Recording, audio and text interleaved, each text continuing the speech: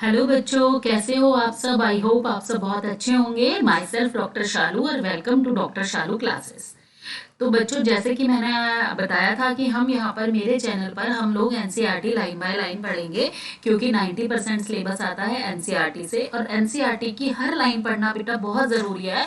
और एनसीईआरटी की हर लाइन को हम यहाँ पर डिकोड करेंगे और बायो के अंदर 360 में से 360 मार्क्स दिलवाने की जिम्मेदारी मेरी है बेटा। बस आप लोग मुझे अपना टाइम देते रहिए, रेगुलरिटी देते रहिए और जो मैं कहूँ, जो जितना मैं पढ़ाऊँ उतना पढ़कर आते रहिए। बायो में पूरे आपके 360 में से 360 मार्क्स आपके पूरे आएंगे। ठीक है, तो हम ज्यादा टाइम ना वेस्ट करते हुए अपना चैप्टर आगे शुरू करते हैं। कल हम लोगों ने माइक्रोस्पोरोजेनेसिस के बारे में पढ़ा था कि माइक्रोस्पोर्स कैसे बनते हैं, डेवलपमेंट ऑफ माइक्रोस्पोर कैसा होता है, एंथर क्या होता है। तो हमने ये सब कल कवर किया है। तो जो बच्चे आज मेरे चैनल पे नए हैं तो वो मेरा प्रीवियस लेक्चर यहाँ डायरेक्ट ना आए, वो पहले मेरा प्रीवियस लेक्चर देखें और उसके बाद इस सेकेंड लेक्चर पे आए, ताकि उन लोगों को चीज़ें बहुत अच्छे अच्छे तरीके से समझ में आए। तो बेटा ठीक है, फिर आज हम लोग अपना शुरू करते हैं। अब नेक्स्ट हम शुरू करते हैं पोलन ग्रेन्स। अब हम यहां से शुरू कर रहे हैं बेटा।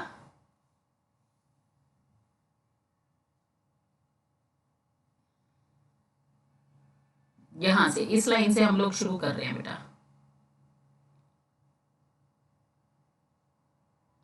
Pollen grain of many species. Okay, तो यहां से हम शुरू कर रहे हैं। तो बच्चों ध्यान से, सब बच्चे एनसीईआरटी की बुक लेके बैठे हैं ना बेटा। एनसीईआरटी की बुक और पेन लेके सब बच्चे बैठे हैं और साथ में एक रजिस्टर भी ना, क्योंकि जो भी एक्स्ट्रा पॉइंट्स होंगे आपको उसमें नोट करने हैं और एनसीईआरटी की बुक मेरे साथ लाइन बाय लाइन पढ़नी है। तो सब लोग एनसीईआरटी की बुक अपने साथ लेके बैठे और सब लोग अपडेटेड वर्जन लेके बैठे एनसीईआरटी की बुक का। Pollen grain of many species cause severe allergies and bronchial afflictions in some people, often leading to chronic respiratory disorders, asthma, bronchitis, etc. अब इसके अंदर वो क्या कह रहा है बेटा, इसके अंदर बोल रहा है कि जो पोलन ग्रेन्स होते हैं, स्पेशली जो एनिमोफिलस यानी जो एयर से पॉलिनेट होते हैं, जो पोलन ग्रेन बहुत ही हल्के होते हैं और वो बहुत ही मास प्रोडक्शन होता है, पोलन ग्रेन्स बहुत ज्यादा मात्रा में पैदा होते हैं। तो वो जो पोलन ग्रेन्स होते हैं वो हवा के अंदर तैरते हैं, हवा के अंदर फ्लोट करते हैं और जब हम लोग सांस लेते हैं तो वो हमारे लंग्स में चले जाते हैं, तो जिसकी वजह से ब्रोंकियल एलर्जी हो जाती है, रेस्पिरेटरी डिसऑर्डर हो जाते हैं, अस्थमा, ब्रोंकाइटिस मतलब इन्फ्लेमेशन ऑफ ब्रोंकिस। तो ये सब प्रॉब्लम्स हो जाती है और हम बहुत ही पॉपुलर फीवर है जिसे हम कहते हैं हे फीवर। तो ये जनरली कब होता है बेटा, कि जब पॉलन ग्रेन्स फ्लोट करते हैं और हम उनको इनहेल कर लेते हैं। ठीक है, it may be mentioned that parthenium और carrot grass that came into India as a contaminant with improved wheat has become ubiquitous in occurrence and cause pollen allergy। इसमें वो बोल रहा है बेटा कि पार्थेनियम, जिसका कॉमन नेम है बेटा कैरेट ग्रास, इसको इंडिया में लाया गया था, वीट के साथ इसको इंपोर्ट कर लिया गया था। ऑल्दो इसका कोई फंक्शन है नहीं, कुछ इसका फंक्शन है नहीं, लेकिन इसको वीट के साथ क्या किया बेटा, इसको वीट के साथ बेटा इंपोर्ट कर लिया। ठीक है, तो वीट के साथ इसको इंडिया में ले आए, लेकिन अब ये इतने भारी मात्रा में पोलन ग्रेन्स प्रोड्यूस करती है कि इसकी वजह से पोलन एलर्जीज बहुत ज्यादा होती है। इसके अलावा जो ज्वार बाजरा के भी जो पेड़ पौधे हैं बेटा, वहां से भी जो पोलन्स निकलते हैं उनसे भी कई लोगों को एलर्जी होती है। हर एक सीजन में अलग अलग प्रकार के जो पेड़ पौधे हैं वो उत्पन्न होते हैं, वो प्रोड्यूस होते हैं और अलग अलग तरह के पोलन ग्रेन्स वो प्रोड्यूस करते हैं और उन पोलन ग्रेन्स की वजह से तो इनहेल हम कर लेते हैं, तो जिसकी वजह से एलर्जी होती है। बट पार्थेनियम या फिर कैरेट ग्रास भारी मात्रा में पोलन एलर्जी प्रोड्यूस करती है बेटा। ठीक है, तो आप लोगों को हर एक सीजन के अकॉर्डिंग, अगर किसी को भी पोलन एलर्जी है तो वो सीजन के अकॉर्डिंग ध्यान रखे कि किस पेड़ के पोलन से उनको एलर्जी है, तो वो इस चीज का बेटा बहुत अच्छे तरीके से ध्यान रखे। अब बेटा हम आते हैं पोलन प्रोडक्ट्स पर। पोलन प्रोडक्ट्स पे पोलन ग्रेन खाली एलर्जी ही नहीं करते हैं, जो पोलन ग्रेन्स होते हैं बेटा वो बहुत ही ज्यादा फायदेमंद भी होते हैं, क्योंकि उनके अंदर बहुत ही ज्यादा न्यूट्रिएंट प्रेजेंट होते हैं। तो आजकल फैशन भी है, ट्रेंड में भी है, लोग सप्लीमेंट्स लेते हैं, लोग जिम जाते हैं, अपनी बॉडी बनाते हैं, ठीक है, कहीं स्लिम रहना चाहते हैं तो लोग बाहर से सप्लीमेंट्स लेते हैं। तो ये जो पोलन ग्रेन्स है, ये जो पोलन सप्लीमेंट्स है, उनको पोलन ग्रेन्स को एज ए फूड सप्लीमेंट लिया जाता है और ये बहुत ही क्वाइट पॉपुलर इन कल्चर, कि बहुत ज़्यादा पॉपुलर है। तो यहाँ पर बेटा हम देख रहे हैं, यहाँ पर पोलन प्रोडक्ट बी पोलन है और इधर आपका बेटा पोलन प्रोडक्ट है। तो यहाँ पर हम देख रहे हैं बेटा, यहाँ पर बहुत सारे प्रोडक्ट्स हैं पोलन के जो कि लिए जाते हैं बेटा, ठीक है। अब कहते हैं जो पोलन ग्रेन्स है, pollen grains are rich in nutrient, pollen grains nutrient rich होते हैं, उनके अंदर बहुत ज्यादा न्यूट्रिएंट होते हैं। It has become a fashion in recent years to use pollen tablets. मैंने आपको बताया कि आजकल पोलन टैबलेट्स को फूड सप्लीमेंट्स के रूप में यूज किया जा रहा है। इन वेस्टर्न कंट्रीज, अगर हम वेस्टर्न कंट्रीज की बेटा बात करें तो a large number of pollen products in the form of tablets and syrups, ऐसा नहीं है कि इनकी सिर्फ टैबलेट्स ही आती है, इनके सिरप्स भी आते हैं और टैबलेट्स और सिरप के रूप के अंदर ये मार्केट में बहुत ही ज्यादा अवेलेबल है और वेस्टर्न कंट्रीज में इनको बहुत ही भारी मात्रा में, बहुत ही हाई अमाउंट में इनको लिया जा रहा है बेटा। Pollen consumption has been claimed to increase the performance of athlete and race horses. बेटा ये आपको इंपॉर्टेंट लाइन है, याद रखनी है। जो पोलन को हम कंज्यूम करते हैं उसको क्लेम करते हैं कि पोलन को हम जब लेते हैं तो जो एथलीट्स है उनकी परफॉर्मेंस एज वेल एज जो रेस हॉर्सेस हैं उनकी परफॉर्मेंस बढ़ जाती है। तो जो पोलन प्रोडक्ट्स हैं, ये लाइन आपकी इंपॉर्टेंट है, तो इसको आपको याद रखना है। पिक्चर्स में आपको बहुत सारे पोलन प्रोडक्ट्स दिखाए गए हैं, क्रीम भी दिखाई गई है, एनर्जी ड्रिंक्स भी दिखाए गए हैं और टैबलेट्स भी दिखाई गई है। तो ये जो पोलन प्रोडक्ट्स है ये बच्चा आपको ध्यान रखने हैं, ठीक है। When once these are shed मतलब जब ये अलग होते हैं प्लांट से, pollen grains have to land on the stigma before they lose viability। viability का मतलब क्या होता है बेटा, यहाँ पर बेटा viability का मतलब है फर्टिलाइजेशन करने की पावर, ठीक है। pollen grains अब ये तो है नहीं कि हमेशा ही फर्टाइल रहते हैं। अगर हम ह्यूमन बींग्स के केस में स्पर्म की भी बात करें तो उसकी वायबिलिटी यानी फर्टिलाइजेशन करने की पावर वो भी बहुत कम समय तक रहती है। इसी तरह अलग अलग पोलन ग्रेन्स की जो वायबिलिटी की पावर है, जो फर्टिलाइजेशन करने की पावर है, वो बहुत ही अलग अलग होती है बेटा। किसी के अंदर काफी ज्यादा होती है और किसी के अंदर एक दिन की ही होती है बेटा, किसी के अंदर कुछ मिनट्स की ही होती है। तो जो पोलन ग्रेन्स की वायबिलिटी है वो डिपेंड करती है कौन सी स्पीसीज के पोलन ग्रेन है, ठीक है। उसको हम कहते हैं जो पोलन ग्रेन्स की फर्टिलाइजेशन की पावर है कितने टाइम तक रहती है, उसे हम कहते हैं पोलन वायबिलिटी। तो पोलन को अपनी वायबिलिटी लूज करने से पहले लैंड करना पड़ता है किस पे, स्टिग्मा पर। किस पर लैंड करना, स्टिग्मा आपको पता है फीमेल का पार्ट है, फीमेल रिप्रोडक्टिव पार्ट का एक पार्ट है। तो कहाँ पर लैंड करना पड़ता है, स्टिग्मा पे लैंड करना पड़ता है। अगर उनके वायबिलिटी लूज होने से पहले वो लैंड नहीं करेंगे तो फर्टिलाइजेशन नहीं होगा। तो उन्होंने कहा कि when once they are shed, pollen grains have to land on the stigma before they lose viability. If they have to bring about fertilization, अगर fertilization लाना है तो उनको लैंड करना पड़ेगा viability लूज करने से पहले। How long do you think the pollen grains retain viability? जैसा कि मैंने आपको बताया कि अलग अलग स्पीसीज में अलग अलग होती है। अब क्या इन्होंने बोला, इनकी डेफिनेशन एनसीईआरटी क्या देता है हमें, the period for which pollen grains remain viable is highly variable, कि पोलन ग्रेन्स कितने टाइम तक फर्टिलाइजेशन की पावर उनमें रहेगी वो बहुत ही वेरिएबल है। And to some extent depends on the prevailing temperature and humidity. बेटा दिस इज इंपॉर्टेंट कि जो पोलन ग्रेन्स की वायबिलिटी की पावर है वो किस पे डिपेंड करती है, टेम्परेचर पर और ह्यूमिडिटी पर। This is important, underline it, okay. In some cereals such as rice, wheat, pollen grains lose viability within 30 minutes of their release. जैसा मैंने बताया था कुछ के अंदर कुछ मिनट्स की ही रहती है, तो पोलन ग्रेन्स अपनी वायबिलिटी 30 मिनट्स के अंदर अंदर लूज कर देते हैं। किसके अंदर, राइस और व्हीट के अंदर। And in some members of the Rosaceae Leguminosae. बेटा ये एनसीईआरटी के एग्जांपल्स आपको याद करने हैं, बाकी कोई एग्जांपल बार बार से बाढ़ में जाए, कचरा बचरा पढ़ने की जरूरत नहीं है, लेकिन एनसीईआरटी के एग्जांपल्स आपको लर्न करने हैं बेटा। और एनसीईआरटी हम इस तरीके से भी नहीं पढ़ेंगे कि एक बार पढ़ दी खत्म, नहीं, हम एग्जाम आने से कम 3 बार एनसीईआरटी का रिवीजन कर लेंगे। आप तो कम से कम 30 या 40 बार बेटा इसको पढ़ लेना, ठीक है। मेरे साथ साथ रहना, मैं आपको रिवाइज भी कराऊंगी। आज हम एक चैप्टर 4 दिन में खत्म करेंगे, तो कल हम वो चैप्टर 2 दिन में खत्म करेंगे, और उसके बाद हम 1 डे में 1 चैप्टर खत्म करेंगे। और ऐसा भी टाइम आएगा कि 2 दिनों के अंदर आप लोग +1 और +2 की एनसीईआरटी पढ़ लोगे। और ये टारगेट हमें अप्रैल से पहले खत्म करना है, क्योंकि मोस्ट प्रोबेबली मई 2023 के अंदर आपके नीट के एग्जाम होंगे, तो ये सिलेबस हमें पहले ही खत्म कर लेना है, ठीक है बच्चों। इसके लिए आपको मेरे साथ रेगुलरिटी बना के रखनी पड़ेगी बच्चों, और साथ में मेरे चैनल को लाइक, शेयर और सब्सक्राइब भी करना होगा, ताकि जैसे ही मैं न्यू वीडियो अपलोड करूं आपके पास नोटिफिकेशन आ जाए और आप उसको अच्छे से अटेंड कर पाए। रेगुलरिटी बेटा किसी भी कॉम्पिटिशन में अचीव करने के लिए टाइम मैनेजमेंट एंड रेगुलरिटी बहुत जरूरी है। अब वो कह रहा है, in some member of Rosaceae, Leguminosae and Solanaceae they maintain viability of month, कई महीनों तक इनकी वायबिलिटी रहती है। You may have heard of storing semen.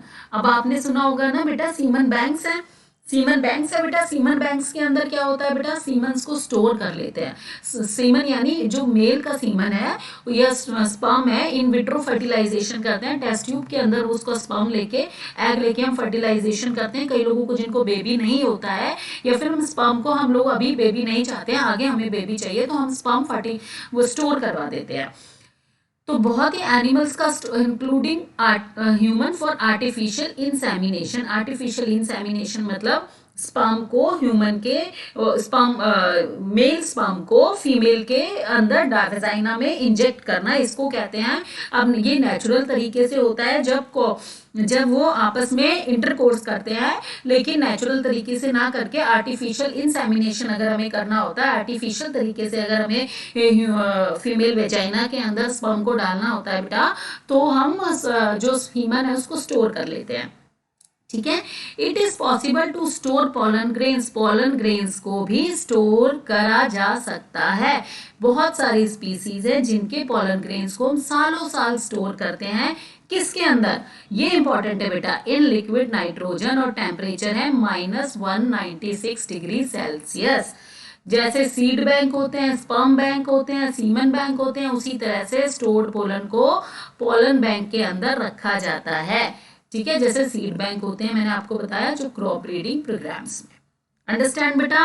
Pollen viability सबको समझ में आ गई होगी बेटा अब, कि पोलन वायबिलिटी क्या होती है बेटा, फर्टिलाइजेशन करने की पावर पोलन की, ठीक है। अब हम पढ़ते हैं बेटा, अब हम आ गए हैं नेक्स्ट पॉइंट पर, that is megasporangium. The pistil, megasporangium and embryo sac. बेटा आपको ये याद रखना जरूरी है, मेगास्पोरेंजियम, मेगास्पोरेंजियम का नाम क्या है, ओव्यूल। तो क्वेश्चन आता है, ओव्यूल इज इक्विवेलेंट टू, किसके इक्विवेलेंट है, मेगास्पोरेंजियम के, ठीक है। तो अब हम पिस्टिल यानी female reproductive component of flower के बारे में पढ़ेंगे, और एम्ब्रियो सैक के बारे में पढ़ेंगे, ठीक है। द गाइन्यूशियम, यानी गाइन्यूशियम, गाइना वर्ड किसके लिए यूज होता है बेटा, फीमेल के लिए। The gynoecium represent the female reproductive part of the flower. आप सबको पता है। The gynoecium may consist of single pistil. Gynoecium के अंदर एक पिस्टिल भी हो सकता है। एक पिस्टिल समझ गए ना, स्टिग्मा, स्टाइल एंड ओवरी, सिर्फ एक, तो एक भी हो सकता है। तो जब गाइनोशियम के अंदर एक पिस्टिल होता है तो उसको हम कहते हैं मोनोकार्पिलरी, और इसके अलावा एक से ज्यादा पिस्टिल भी हो सकते हैं तो उसको हम कहते हैं मल्टीकार्पिलरी। तो जो हमारा गाइनोशियम है वो मोनोकार्पिलरी भी हो सकता है और मल्टीकार्पिलरी भी हो सकता है। When there are more than one pistils, एक से ज्यादा पिस्टिल है और वो आपस में फ्यूज्ड है, वो आपस में इस तरीके से फ्यूज्ड है। मैं आपको डायग्राम दिखाऊंगी कि किस तरीके से फ्यूज्ड होते हैं। तो उसे हम, उस कंडीशन को हम कहते हैं बेटा सिनकार्पस कंडीशन, ठीक है। और अगर एक से ज्यादा पिस्टिल है और वो फ्यूज नहीं है, अलग अलग उनको काउंट कर सकते हैं, हमें दिख रहे हैं, तो इस तरह की कंडीशन को कहते हैं एपोकार्पस कंडीशन। आपको ये जानकर हैरानी होगी बेटा, सिनकार्पस जो है वो एडवांस कंडीशन है और एपोकार्पस जो है बेटा वो प्रिमिटिव कंडीशन है। ठीक है, तो जो सिनकार्पस है, आप सोचोगे फ्यूज्ड मतलब तो भैया प्रिमिटिव होना चाहिए, ऐसा नहीं है बेटा। सिनकार्पस जो है वो एडवांस्ड कंडीशन है। ठीक है, ईच पिस्टिल हैज 3 पार्ट्स, हर एक पिस्टिल के 3 पार्ट होते हैं। हमने जब डायग्राम देखा था फ्लावर का तो देखा था कौन कौन सा होता है। स्टिग्मा, जहां पर पोलन ग्रेन लैंड करता है, जो कि पोलन ग्रेन का लैंडिंग प्लेटफॉर्म है। स्टाइल, ठीक है, और जहां से पोलन ग्रेन ओवरी के अंदर जाएगा। ठीक है, एंड ओवरी जहां पर हमारा ओव्यूल है। तो जनरली 3 पार्ट हैं, stigma, style and ovary. The stigma serves as a landing platform for pollen grains. Pollen grain जहां के लैंड करते हैं वो है स्टिग्मा। स्टाइल क्या होती है बेटा? इलोंगेटेड, लंबी सारी cylinder part beneath the stigma, stigma के बाद एक लंबा सिलेंडर पार्ट हमें दिखाई देता है, उसे हम स्टाइल कहते हैं। द बेसल बल्ब्ड पार्ट, और जो नीचे फूला हुआ पार्ट होता है पिस्टिल का, उसे हम ओवरी कहते हैं। समझ आया बेटा? एक है तो पिस्टिल और वर्ड है तो उसको हम गाइन्यूशियम बोल देते हैं। ठीक है, इनसाइड द ओवरी, अब ओवरी तक हम पहुंच गए हैं। अब ओवरी के अंदर ओवेरियन कैविटी होती है, चैम्बर होता है ओवरी के अंदर। लोक्यूल, लोक्यूल का मतलब होता है बेटा चैम्बर, लोक्यूल का मतलब होता है चैम्बर। लोक्यूल का क्या मतलब होता है बेटा? चैम्बर। तो ओवेरियन कैविटी होती है ओवरी के अंदर, और उस लोक्यूल के अंदर प्लेसेंटा होता है। उस लोक्यूल के अंदर प्लेसेंटा होता है। समझ आया? ओवरी, ओवरी के अंदर ओवेरियन लोक्यूल, सॉरी कैविटी, या फिर हम उसको लोक्यूल भी कह सकते हैं, और लोक्यूल के अंदर प्लेसेंटा होता है। The placenta is located inside the ovarian cavity. अब हम प्लेसेंटेशन आपने बहुत सारे पढ़े होंगे +1 के अंदर, मैं अब डीप में यहाँ नहीं जाऊंगी इस प्लेसेंटेशन के बारे में। हम इस प्लेसेंटेशन के बारे में जब +1 का चैप्टर करेंगे तो हम इस प्लेसेंटेशन के बारे में पढ़ेंगे। ठीक है, अब हम अभी यहाँ हम सिर्फ फ्लावर की एम्ब्रियो सैक कैसा होता है इसके बारे में डिस्कस कर लेते हैं। ठीक है, देखो बच्चों, ये है आपका पिस्टिल का पूरा डायग्राम। दिस इज, ये बेटा हिबिस्कस का पिस्टिल है। किसका पिस्टिल है बेटा? ये हिबिस्कस, चाइना रोज, हिबिस्कस रोजा सेनेसिस, तो ये उसका पिस्टिल है बेटा। ठीक है, अब इसके अंदर आपने देखा ये जो पार्ट है, इसके अंदर आप देख रहे हो बच्चों, ये जो पार्ट है, ये वाला जो पार्ट है जिसे मैं सर्कल कर रही हूँ, इट इज स्टिग्मा। ये क्या है बेटा? स्टिग्मा है, और यहाँ आकर पोलन ग्रेन आपके लैंड करते हैं। ये जो आपको लंबा वाला पार्ट दिखाई दे रहा है, इट इज स्टाइल। आपने देखा इलोंगेटेड, लंबा है, सिलेंडर लाइक है। और ये जो बल्जिंग पार्ट है, इट इज ओवरी, और ओवरी किससे अटैच है? हमारे थैलेमस से। किससे अटैच है? थैलेमस से। तो अंडरस्टैंड बेटा। अब ये जो ये है आपका पिस्टिल का डायग्राम। अब यहाँ पर ना इसको एनलार्ज वे में दिखाया गया है। ये पेपावर का पिस्टिल दिखाया गया है बेटा, पेपावर सोमनीफेरम।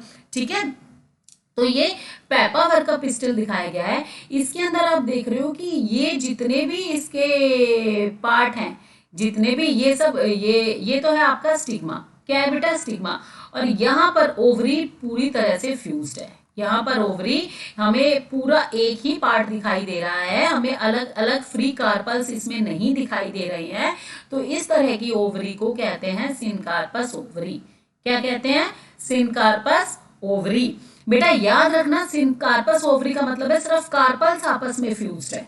ठीक है, स्टिग्मा और स्टाइल का इससे लेना देना नहीं है। स्टिग्मा और स्टाइल फ्री भी हो सकते हैं। इस केस के अंदर तो आप देख रहे हो कि इस केस के अंदर तो वो इसके साथ अटैच्ड है, लेकिन अगर हम हिबिस्कस की बात करेंगे, इसकी बात करेंगे, तो इसमें स्टिग्मा और स्टाइल जो है बेटा वो फ्री में है। तो सिनकार्पस का मतलब है सिर्फ और सिर्फ कार्पल्स आपके फ्यूज्ड है। ठीक है बेटा, अब इसके अंदर देखो, इसके अंदर हमारे जो कार्पल्स हैं वो फ्री हैं। आप हर एक कार्पल्स को अलग अलग गिन सकते हो ना बेटा? हर एक कार्पल्स को अलग अलग गिन सकते हो। तो ये मल्टी कार्पलरी ओवरी है, एपोकार्पस कंडीशन है, और ये किसकी, कौन से प्लांट की है? मिशेलिया। कौन से प्लांट की है बेटा? ये मिशेलिया। इसके अंदर आप देख रहे हो हर एक पार्ट अलग अलग है, और हम उसको देख सकते हैं, हम उसको देख सकते हैं। ठीक है, इसके अंदर देख रहे हो ना बेटा? इसके अंदर हर एक पार्ट अलग अलग है, हर एक पार्ट अलग अलग है, आप काउंट कर सकते हैं। तो इसको हमने क्या बोला बेटा, इसको हमने बोला फ्री। तो एपोकार्पस और सिनकार्पस समझ में आ गई है, और डिटेल में मॉर्फोलॉजी के अंदर पढ़ेंगे ही बेटा। ये हमें दे रखा है बेटा हमारे एनाट्रोपस एम्ब्रियोसैक का डायग्राम, ओव्यूल का डायग्राम, एम्ब्रियोसैक का नहीं बेटा, ओव्यूल का डायग्राम। किसका डायग्राम है, ओव्यूल का। मैं ओवरव्यू कर देती हूँ, फिर हम नीचे जाके उसको स्टडी करेंगे। देखो बेटा, ओव्यूल के अंदर ये आपका चलाजल पोल है, दिस इज चलाजल पोल। जहां पर ये आपको पोर दिखाई दे रहा है, इस तरह ये हमारा माइक्रोपाइलर एंड है। तो आपको ये ध्यान रखनी है, जो कवर्ड है इंटैगमेंट, ये जो साइड में है ये है इंटैगमेंट। क्या है ये, इंटैगमेंट्स। ठीक है, ये आपका एम्ब्रियोसैक है, ये आपका एम्ब्रियोसैक है। एम्ब्रियोसैक को चारों तरफ से घेरा हुआ है न्यूसेलस ने। किसने घेरा हुआ है, न्यूसेलस ने। न्यूसेलस के चारों तरफ है इंटैगमेंट। क्या है बेटा, ये इंटैगमेंट। ये इंटैगमेंट हमेशा चलाजल पोल से स्टार्ट होते हैं। अराइज कहाँ से होते हैं, चलाजल पोल पे, और न्यूसेलस को चारों दोनों तरफ से घेर लेते हैं और एक पोर छोड़ देते हैं, उसको कहते हैं माइक्रोपाइल, और पोर को माइक्रोपाइलर पोल। अब इंटैगमेंट एक भी हो सकता है, दो भी हो सकता है, तीन इंटैगमेंट रेयरली देखने को मिलते हैं, लेकिन एक या दो तो हो सकता है। लेकिन किसी किसी केस में, जैसे चंदन है बेटा, चंदन का जो है उसके अंदर, चंदन का जो ओव्यूल है सेंटेलम एल्बम, उसके अंदर कोई भी इंटैगमेंट नहीं है। तो ऐसा नहीं है। तो जैसे मैंने बताया, जो चंदन का पेड़ है सेंटेलम एल्बम, बेटा हमें अंडरलाइन करना है जो मैं नाम लिख रही हूं, तो उसके अंदर एक भी इंटैगमेंट नहीं है। तो आपने देखा, मैंने देखा, जो बीच वाला पार्ट है दैट इज एम्ब्रियोसैक। कैसे बनेगा ये भी मैं बताऊंगी आपको। That is embryo sac. एम्ब्रियोसैक को चारों तरफ से घेरा हुआ है न्यूसेलस ने। न्यूसेलस को यहाँ पर ये जो दिख रहे हैं बेटा, मैं येलो कलर से दिखा रही हूँ, दीज आर द इंटैगमेंट। अंदर वाला इनर इंटैगमेंट, बाहर वाला आउटर इंटैगमेंट। ये जो पोर है ये माइक्रोपाइलर पोल है, इसको माइक्रोपाइलर कहते हैं। ये फनिकल है। फनिकल क्या होती है बेटा, स्टॉक। अब जो प्लेसेंटा है, ओव्यूल प्लेसेंटा के अंदर रहते हैं, ठीक है। अब प्लेसेंटा से जब ओव्यूल अटैच होता है, उस स्टॉक को कहते हैं फनिकल। क्या कहते हैं, फनिकल। अब ये फनिकल जहां से फ्यूज होती है, जिस पार्ट से ये फनिकल है ना बेटा, ये फनिकल यहाँ पे फ्यूज हो रही है, इसे हम कहते हैं हाइलम। क्या कहते हैं बेटा, हाइलम। तो फनिकल क्या है बेटा, stock of the ovule. Funicle क्या है बेटा, स्टॉक ऑफ द ओव्यूल। ठीक है। अब मैं जब थ्योरी पढ़ूंगी तो आपको ये स्ट्रक्चर और भी ज्यादा अच्छे तरीके से क्लियर हो जाएगा। देखो बेटा, in class +1 arising from the placenta are the megasporangia. ठीक है, मेगास्पोरेंजिया इनका दूसरा नाम क्या है, ओव्यूल, जो मैंने आपको पहले भी बताया था। प्लेसेंटा में क्या रहते हैं बेटा, ओव्यूल रहते हैं। The number of ovules in an ovary, ovule एक भी रह सकता है और एक से ज्यादा, बहुत ज्यादा भी हो सकते हैं।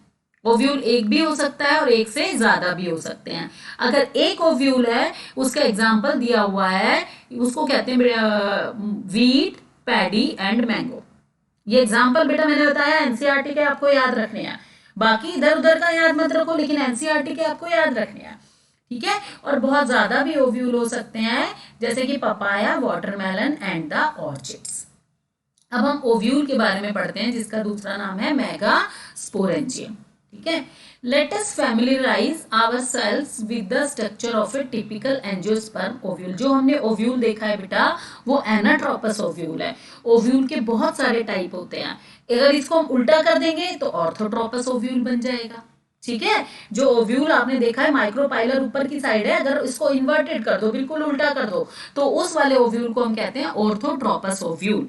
तो माइक्रोपाइलर और चलाजल एंड कहाँ पर है, उसके बेसिस पर ओव्यूल के बहुत सारे टाइप है। अगर हम उसको टेढ़ा कर देते हैं, ऐसे टेढ़ा कर देते हैं, जैसे कि ओव्यूल को हमने इस तरीके से कर दिया, इस तरीके से एम्ब्रियोसैक है और इस तरीके से हमने ओव्यूल को कर दिया। ठीक है। तो ये एम्ब्रियोसैक है, यहाँ पर माइक्रोपाइलर रीजन है आपका, ये चलाजल एंड है। तो इस तरह के ओव्यूल, इस तरह का ओव्यूल भी मिलता है। और इसके अलावा इन्वर्टेड इसको हम कर दिया, इसको बेसल भी कहते हैं। तो सिनोट्रोफिस ओव्यूल भी होता है, इसके अलावा एम्फीट्रोपस ओव्यूल भी होता है। तो ये सब, ये बहुत सारे ओव्यूल होते हैं। ठीक है, अब हम देखते हैं ओव्यूल क्या होता है। Ovule is a small structure attach to the placenta, placenta से अटैच होता है, मैंने बताया। एक स्टॉक के द्वारा अटैच होता है, जो मैंने डायग्राम में दिखाया, उस स्टॉक को क्या कहते हैं, फनिकल। क्या कहते हैं बेटा, funicle. The body of the ovule, अब जो बॉडी है ओव्यूल की इस फनिकल के साथ एक जगह पे बिल्कुल फ्यूज होती है। स्टॉक स्टॉक कहीं पे जाके तो फ्यूज होगी ना, कहीं पर जाके तो फ्यूज होगी ना। तो जहां पर जिस रीजन के अंदर जो ओव्यूल की बॉडी है वो फनिकल के साथ फ्यूज होती है उसको हाइलम कहते हैं। ठीक है, this hilum represents the junction between ovule and funicle. Question आ जाता है बेटा कि जंक्शन कौन सा है ओव्यूल और फनिकल के बीच का, it is hilum. Each ovule has one और टू प्रोटेक्टिव एनवेलप, एनवेलप है ओव्यूल के चारों तरफ, उन एनवेलप को क्या कहते हैं, इंटेगमेंट्स। देखो बेटा यहां भी लिखा हुआ है एक या दो, एक या दो। Integuments encircle the nucellus, nucellus के चारों तरफ है integument, except at the tip where a small opening, सिर्फ एक जगह पर नहीं है जहां पर एक छोटी सी ओपनिंग है, जिसे हमने क्या बोला था बच्चों, माइक्रोपाइल। क्या बोला था, माइक्रोपाइल। माइक्रोपाइलर एंड का अपोजिट एंड को क्या बोला है हमने, चलाजल। ठीक है, जो चलाजल एंड है। अब क्वेश्चन आता है basal part of the ovule कौन सा है, ओव्यूल का बेसल पार्ट कौन सा है, it is chalaza, it is chalaza. Integument कहां से अराइज होते हैं, ये एक्स्ट्रा इंफॉर्मेशन है, कहां से अराइज होते हैं, चलाजल एंड से। कहां से अराइज होते हैं बेटा, चलाजल एंड से। अंडरस्टैंड बेटा। अब enclosed within the integument a mass of cell, जिसे हम न्यूसेलस कहते हैं।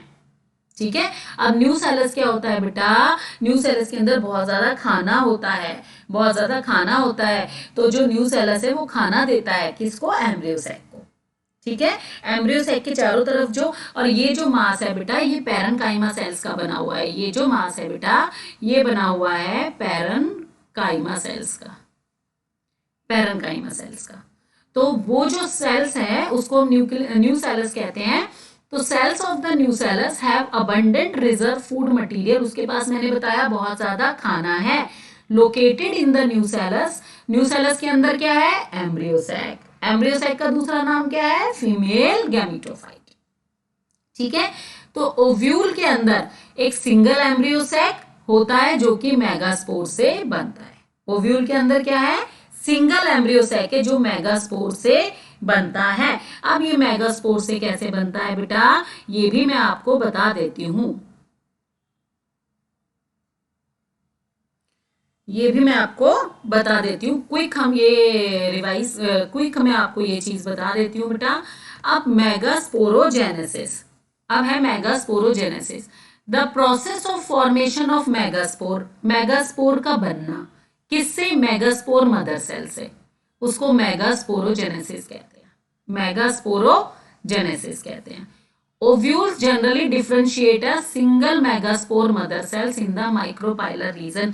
बेटा ये जो डेवलपमेंट होता है, जो मेगास्पोर बनते हैं वो कौन से रीजन में बनते हैं बेटा, वो माइक्रोपाइलर रीजन के अंदर बनते हैं। कौन से रीजन में बनते हैं बेटा, माइक्रोपाइलर रीजन में बनते हैं। कैसे बनते हैं, अब डायग्राम ध्यान से देखना बच्चों, आपको समझ आ जाएगा। देखो बेटा ये जो है बेटा ये एक आर्चीस्पोरियल सेल है, ये एक आर्चीस्पोरियल सेल है। ये जो आर्चीस्पोरियल सेल है बेटा, ठीक है, सबसे पहले क्या होता है बेटा, सबसे पहले एक आर्चीस्पोरियल सेल होता है। आर्चीस्पोरियल सेल दो पार्ट में डिवाइड होता है, ये पैराइटल सेल जिसे हम कहते हैं पैराइटल सेल, और जो नीचे वाला होता है बेटा ये होता है आपका स्पोरोजिनस सेल, जैसा कि हमने उसमें पढ़ा था, स्पोरोजिनस सेल। अब ये जो स्पोरोजिनस सेल है ये खा पी के बड़ा हो गया और इसने बना दिया आपका मेगास्पोर मदर सेल। क्या बना दिया, मेगास्पोर मदर। इसमें कोई डिवीजन नहीं होता, जो स्पोरोजिनस सेल बना है वही मेगास्पोर मदर सेल बना देगा। इसी के साथ साथ इंटेगमेंट जो है वो चलाजल एंड से बनने शुरू हो जाते हैं, इंटेगमेंट जो है वो चलाजल एंड से बनने शुरू हो जाते हैं। ठीक है, अब ये पैराइटल सेल जो है ये हो सकता है इनमें फर्दर डिवीजन हो भी और नहीं भी, फर्दर डिवीजन हो और ये फर्दर डिवाइड होते हैं, लेकिन जो स्पोरोजिनस सेल है, नीचे वाला जो पार्ट है, जो ये स्पोरोजिनस सेल है, ये डिवाइड नहीं होता और ये बड़ा होके मेगास्पोर मदर सेल बनाता है। अब ये जो मेगास्पोर मदर सेल है यानी 2n, number of chromosome is 2n। अब इन मेगास्पोर मदर सेल में होता है बेटा मियोसिस। क्या होता है बेटा? मियोसिस। माइक्रोपाइलर एंड पे हो रहा है सब कुछ। ये न्यूसेलस है, देख रहे हो बेटा, न्यूसेलस है। और ये क्या बने? पहले मेगास्पोर डायड यानी 2 मेगास्पोर सेल बने और उसके बाद हम यहाँ देख रहे हैं 1 2 3 4 4 मेगास्पोर सेल्स बने। क्या बने? एक मियोसिस हुआ है, मियोसिस 1 एंड 2, मियोसिस 1 से 2, 2 से 4, मेगास्पोर मदर सेल बन गए। ये सारा का सारा ये इंपॉर्टेंट है, कहां बन रहा है? माइक्रोपाइलर एंड पे। इंटेगमेंट कहां से बनते हैं? चलाजल एंड से। इंटेगमेंट कहां से बनते हैं बेटा? चलाजल एंड से। अंडरस्टैंड? यहां तक समझ में आया? अब नीचे हम और डेवलपमेंट देखते हैं। अब बेटा क्या होता है, अब ये जो, अब इसमें तो बने 4 सेल, इसमें तो बने बेटा 4 सेल। अब ये ऊपर वाले जो 3 हैं, 4 बने हैं ये, ठीक है। अब ऊपर वाले जो 3 मेगास्पोर हैं जो कि माइक्रोपाइलर एंड की तरफ है, ठीक है, जो कि माइक्रोपाइलर एंड की तरफ है, वो हो जाते हैं डीजेनरेट, वो हो जाते हैं बेटा डीजेनरेट, ठीक है। और सिर्फ एक फंक्शनल बचता है जो कि चलाजल एंड की तरफ है। ये इंपॉर्टेंट है, सिर्फ एक फंक्शनल बचता है जो कि चलाजल एंड की तरफ है। अब इसके अंदर माइटोटिक एक न्यूक्लियस था हमारे पास, इसके अंदर माइटोटिक डिवीजन हुआ, 2 बने, दोनों अलग अलग चले गए, एक उधर चला गया, एक इधर आ गया। फिर दूसरा माइटोटिक डिवीजन हुआ, इसने भी 2 बनाए, इसने भी 2 बनाए, टोटल बन गए 4। फिर तीसरा हुआ, कितने माइटोटिक डिवीजन हुए बेटा? 3। कितने माइटोटिक डिवीजन हुए? 3। मियोटिक कितना हुआ? 1। अब 4 सेल ये हो गए, 4 सेल ये हो गए। अब ये जो बीच वाला सेल है इसका और ये वाला एक सेल, ये बीच में आ जाएंगे और यहां पर आके फ्यूज बना हो जाएंगे, यहां पर आके फ्यूज हो जाएंगे। 3 सेल आपके चलाजल एंड की तरफ रहेंगे और 3 आपके माइक्रोपाइलर एंड की तरफ रहेंगे। अब इधर देखो बेटा, जो चलाजल एंड की तरफ है, ठीक है, जो आपके चलाजल एंड की तरफ है, वो होते हैं बेटा एंटीपोडल सेल, वो होते हैं एंटीपोडल सेल। इनका जनरली कोई खास रोल नहीं है, इनको वेजिटेटिव सेल भी कहते हैं। कौन से सेल कहते हैं बेटा इनको? वेजिटेटिव सेल, इनको वेजिटेटिव सेल भी कहते हैं। और इनका बस ये नरिशमेंट लेते हैं और कोई खास रोल इनका नहीं है। बीच वाला जो होता है ये लार्जेस्ट सेल है, इसको सेंट्रल सेल बोलते हैं, सेंटर में जो होता है। और इन न्यूक्लियाई को कहते हैं क्योंकि ये 2 है पोलर न्यूक्लियाई, 2 है पोलर न्यूक्लियाई। ये जो बेटा आप स्ट्रक्चर देख रहे हो, इसमें कॉमन वॉल, ये माइक्रोपाइलर एंड की तरफ कॉमन वॉल है। ये जो बीच वाली सेल है वो है एग, बीच वाली सेल है एग। इसके अंदर जो वैक्यूल होता है वो माइक्रोपाइलर एंड की तरफ होता है। वैक्यूल कौन सी साइड होता है इसका? जो वैक्यूल माइक्रोपाइलर एंड की साइड होता है। ये जो 2 सेल हैं बेटा, ये जो 2 सेल हैं, ये वाली और ये वाली, ये हैं बेटा सिनर्जिड्स। इनमें जो वैक्यूल है ये आप देख रहे हो चलाजल एंड की तरफ है, इसमें जो वैक्यूल है ये चलाजल एंड की, ये याद रखना है। एग सेल का जो वैक्यूल है वो माइक्रोपाइलर एंड की तरफ है और इनका जो वैक्यूल है वो चलाजल एंड की तरफ है और तीनों के पास एक एक न्यूक्लियस है। ये जो आप देख रहे हो फिंगर लाइक प्रोजेक्शन बेटा, ये है फिलीफॉर्म एपरेटस। क्या है बेटा? ये फिलीफॉर्म एपरेटस। और इनका काम होता है भाई, पोलन ट्यूब इधर आएगी इसके अंदर तो इधर उधर चली जाएगी, तो ये entry of the pollen tube को गाइड करते हैं ताकि वो सही से कहां चली जाए बेटा? एग सेल के अंदर। और सिनर्जिड क्या करते हैं? ये सिनर्जिड के अंदर होते हैं filiform apparatus. Synergid egg cell को न्यूट्रिशन देने का काम करते हैं, न्यू सेलर से न्यूट्रिशन लेते हैं और एग सेल तक पहुंचाते हैं। समझ आया बच्चों? Antipodal cell, central cell and the egg cell, synergids, filiform apparatus guide करेंगे एंट्री को। तो ये आपको अच्छे से समझ आया? ठीक है, बस अब मैं रैप अप करती हूँ बेटा। इसके बाद ये अब हम पढ़ते हैं और इसको हम रैप अप करते हैं।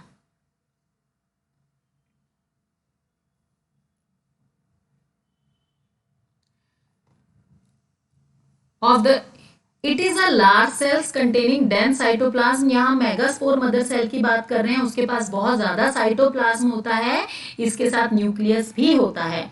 Megaspore mother cell meiotic division करती है। अब प्लॉइडी तो मैंने बता ही दी है ना बेटा, मेगास्पोर हैप्लॉइड होते हैं और मदर सेल डिप्लॉइड होते हैं। ठीक है, अब बाकी फीमेल गैमेटो के फाइट के बारे में मैंने आपको अच्छे से बता दिया है। अब इसके बारे में बाकी हम जो पढ़ेंगे थ्योरी हम कल पढ़ेंगे। तो मेरे साथ बने रहिए, और आपको बहुत ही अच्छे तरीके से समझाने के लिए मैं दोबारा आपके लिए बहुत ही अच्छे अच्छे वीडियोस, बहुत ही अच्छे अच्छे लेक्चर्स लेके आऊंगी। लेकिन इसके लिए आपको मुझे मोटिवेट करना है, और मोटिवेट कैसे करेंगे? मेरे चैनल्स पे लाइक्स बढ़ाकर, मेरे चैनल को सब्सक्रिप्शन बढ़ाकर, और मेरे चैनल को बहुत ज्यादा शेयर करके।